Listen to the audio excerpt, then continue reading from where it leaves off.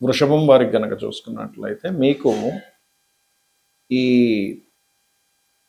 16వ తేదీ నుంచి 30వ తేదీ వరకు ఉన్నటువంటి గ్రహస్థితిలో రవి 12వ స్థానంలోని మరియు అదేవిధంగా ఈ యొక్క శుక్రుడు చూసుకున్నట్లయితే రాశిలో 20వ తేదీ నుంచి సంచరిస్తున్నాడు. 2లో గురువు, 4లో కేతు, అంటే మనకి ప్రాపర్టీ స్థానంలో కేతు ఉన్నాడు. లాభస్థానంలో గ్రహాలు ఉన్నాయి, బుధుడు, కుజుడు, అదేవిధంగా శని, చంద్రుడు, 4 గ్రహాలుంటూ ఈ 16, 17, 18, 19, 20 ఈ తేదీలు ప్రధానంగా మీరు ఏదైనా ఒక ఎక్కువ లాభాలు వస్తాయనుకునే విషయంలో కొంచెం జాగ్రత్తగా ఉండాలి, గుర్తుపెట్టుకోండి. అయితే మిగతా అంశాలు ఏవైతే ఉన్నాయో, దశమంలో రాహువు, వీటి మూలంగా కలిగే ఫలితాలు ఏమిటి, ఏ దేవతారాధన చేసుకోవాలి అనేటువంటి అంశాలు చెప్తుంది నేనైనప్పటికీ చెప్పిస్తుంది సాక్షాత్ లలిత అమ్మవారిగా భావిస్తూ ఆ లలితాంబిక అమ్మవారి యొక్క అనుగ్రహం మీకు పరిపూర్ణంగా కలగాలని మనస్ఫూర్తిగా కోరుకుంటూ, ఇక్కడ ఎప్పుడైతే ధనస్థానంలో గురువు ఉన్నాడో లాభంలో అధిక గ్రహాలు ఉన్నాయి, మంచిదే. కాకపోతే అదే ధన మూలకంగా కొంత గొడవలు కూడా వస్తుంటాయి. కాకపోతే మీకు 20వ తేదీ నుంచి ఎప్పుడైతే శుక్రుడు రాశిలోకి ప్రవేశిస్తున్నాడో చాలా మట్టుకు మీకు రిలీఫ్ అనేటువంటిది వస్తుంది, గుర్తుపెట్టుకోండి. చాలా శాంతంగా ఉంటుంది అక్కడి నుంచి. అలాగే కాకపోతే మీకు ఈ షేర్ మార్కెట్ విషయాల్లో, ఎందుకంటే 2, 5 అధిపతి అయినటువంటి బుధుడు శనికుజ గ్రహాల నడుమ ఉన్నాడు కాబట్టి ఈ యొక్క విషయాలలో మీరు చాలా చాలా చాలా కేర్గా ఉండాలి, గుర్తుపెట్టుకోండి. అలాగే ఏదైనా విద్య అభ్యసించే విషయంలోని, ఏదైనా కోర్స్ తీసుకునేటువంటి అంశాలలోని, అదేవిధంగా ఏదైనా ఒక భూమిని కానీ, గృహాన్ని కానీ, కర్మాగారాన్ని కానీ నిర్మాణం చేసేటువంటి విషయాల్లోని కాస్త జాగ్రత్తగా ఉండాలి. ముఖ్యంగా 2వ అధిపతి, పంచమాధిపతి అయినటువంటి బుధుడు పాపగ్రహ మధ్యన ఉన్నాడు కాబట్టి కొంతమంది చూడండి సంతానం కోసం ప్రయత్నం చేస్తూ ఉంటారు. సంతానం కోసం చేసే ప్రయత్నాల విషయంలోని, సంతానం విషయంలోని, నిర్ణయాల విషయాల్లోని కొంత జాగ్రత్తగా ఉండాలి, గుర్తుపెట్టుకోండి. ఎవరికైనా అప్పుగా ధనం ఇచ్చేటువంటి విషయంలో, అందులో ముఖ్యంగా స్నేహితులతోనే, బుధుడు స్నేహితులకు కారకుడు, పంచమాధిపతి అవుతున్నాడు కాబట్టి స్నేహితులతోనే కొన్ని లాభాలకు సంబంధించిన విషయంలో కొంత ఘర్షణ వాతావరణం ఉంటుంది. అదేవిధంగా వివాహ సంబంధించినటువంటి అంశాల్లోని గమనించుకున్నట్లయితే కొద్దిగా ఈ సప్తమాధిపతి అయినటువంటి కుజుడు శనితో సంబంధాలు ఏర్పడున్నాయి కాబట్టి, కుజుడు శని కలిసి ఉన్నారు కాబట్టి వివాహ నిర్ణయాల విషయాలలో కాస్త జాగ్రత్త వహించండి, గుర్తుపెట్టుకోండి.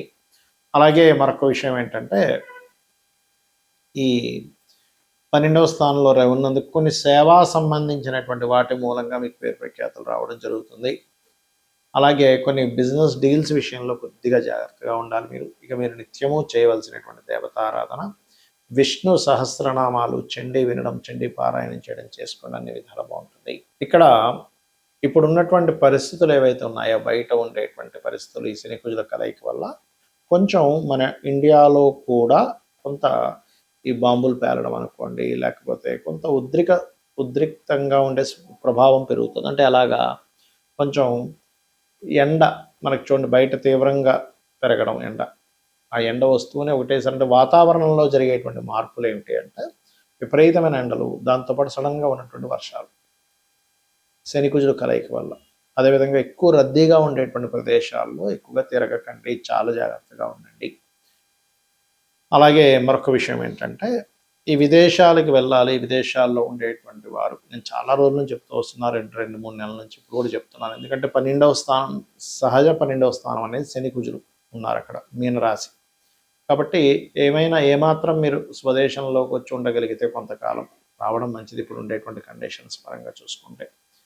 అలాగే ఇక్కడ రైతుల విషయం కనుక చూసుకున్నట్లయితే కాస్త ఈ వంకాయ కానివ్వండి, లేనట్లయితే మామిడి పళ్ళు, అరటి పళ్ళు పండించేటువంటి వారు కాస్త జాగ్రత్తగా ఉండాలి, గుర్తుపెట్టుకోండి. అలాగే మరొక విషయం ఏంటంటే ఇక్కడ చాలామంది ఈ ఏలినాటి శని, ఇప్పుడు మనకి ఎవరెవరికి ఉంది, ఏ రాసుల వారికి ఉంది, మేషంకి ఉంది, కుంభానికి ఉంది, మీనానికి ఉంది. సో ఈ 3 రాసుల వారికి కుజుడు కలిసినందుకు శనితో ఆ ఏలినాటి శని ప్రభావం తగ్గుతుంది. కానీ ఆ 2 గ్రహాల యొక్క ప్రభావం ఉంది కాబట్టి ఏలినాటి శని 3 రాసులకు చెప్పుకున్నాం మనము. అష్టమ శని సింహం వారికి ఉంటుంది, మీనము వారికి అర్ధాష్టమ శని ఉంటుంది. కాబట్టి వీరందరూ కూడా శనికుజ గ్రహాల దగ్గర దీపారాధన చేయడం ముఖ్యంగా తెలుసుకోవాలి. ఇంకొకటి ఏంటంటే షేర్ మార్కెట్ కారకుడైనటువంటి బుధుడు ఈ యొక్క శని కుజ గ్రహాల మధ్యను వస్తున్నాడు కాబట్టి షేర్ మార్కెట్లో మీరు ఎప్పుడూ చూడనటువంటి ఫ్లక్చుయేషన్స్ జరగనున్నాయి రాబోయే 25 రోజులు కూడా గుర్తుపెట్టుకోండి. బుధుడు వస్తున్నాడు మీన రాశిలోకి. ఇది చాలా చాలా చాలా ఇంపార్టెంట్ అయినటువంటి విషయం, అది ప్రధానంగా గుర్తుపెట్టుకోండి. అలాగే మరొక విషయం ఏంటంటే ఇక్కడ ఈ ట్రేడింగ్ చేసేవాళ్ళు, షేర్ మార్కెటింగ్ రిలేటెడ్ సంబంధించినటువంటి వాటిలో ఉండేటువంటి వారు మరియు మార్కెటింగ్ రంగాల్లో ఉండేటువంటి వారు ఈ యొక్క విషయాల్లో జాగ్రత్తగా ఉండాలి. అయితే ఎప్పుడూ కూడా గోచారం అనేటువంటిది మనకి కొంత పర్సెంట్, ఒక 10 to 15% పనిచేస్తే మన పర్సనల్ చార్ట్ ప్రధానంగా పనిచేస్తుంటుంది అక్కడ. కాబట్టి మీ జన్మజాతకంలో గ్రహాలు ఎలా ఉన్నాయి, జన్మజాతకంలో లగ్నం ఎలా ఉంది, లగ్న బలం ఎలా ఉంది, దానివల్ల మీరు ఎదగడం అనేది జరుగుతూ ఉంటుంది. మీ శారీరక సంస్కృత కానివ్వండి, ఇవన్నీ జరుగుతూ ఉంటాయి. ఇక 2వ భావం ధనస్థానం, అంటే మీకు ధనయోగం ఏ రకంగా ఉంది అనేది ధనభావాన్ని బట్టి చూసుకోవాలి. అంతేగాని ఎల్నాట్స్ వచ్చింది కాబట్టి ధనం లేదనుకోవడానికి కాదు అక్కడ. అలాగే మరొక విషయం ఏంటంటే ఇక్కడ గమనించినట్లయితే ఇక 3వది ఏంటి, అన్నదమ్ములతో ఉండే సఖ్యత, ఎప్పుడు ఏ ప్రాపర్టీ తీసుకోవాలి 4వ భావంలోని, సంతానం గురించి 5వ భావంలోని, రుణరోగ శత్రువుల గురించి 6వ భావంలోని, వివాహం ఎప్పుడవుతుంది అనేటువంటి 7వ స్థానంలోని, అదేవిధంగా మీ యొక్క ఆయుష్ అంటే కొంచెం ఏదైనా ఆకస్మిక సంఘటనలు ఉన్నాయా, లేకపోతే తల్లిదండ్రులతో ఉండే రిలేషన్ 9వ స్థానంలో, అదే రకంగా మీ యొక్క కర్మ అంటే కొంతమందికి వృత్తిపరంగా విదేశాలకు వెళ్తే కొంతమంది బాగా సక్సెస్ అయితే, కొంతమంది స్వదేశంలో బాగా సక్సెస్ అవుతారు.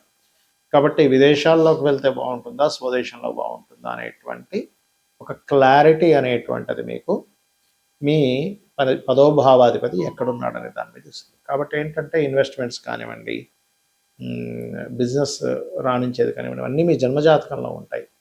గోచార ఫలితాలు కేవలం 10 to 15% మాత్రమే, ఇది ప్రధానంగా గుర్తుపెట్టుకోండి. అలాగే సరే జాతకం లేదు, అప్పుడు ఏం చేయాలి?